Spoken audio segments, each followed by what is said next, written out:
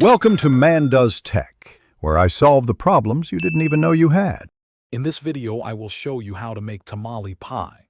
First, let's gather our ingredients. You'll need ground beef or turkey, cornmeal, and your favorite spices like chili powder and cumin. Brown your meat in a skillet, then drain any excess fat. Add your seasonings and a can of diced tomatoes or enchilada sauce. Make sure your baking dish is greased and ready for the next step.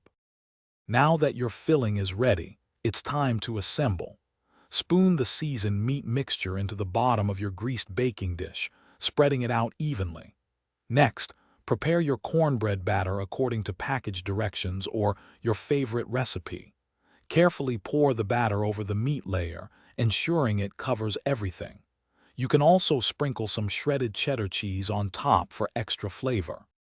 Hey everyone, if you're enjoying this tamale pie recipe, please hit that like button and subscribe for more delicious content.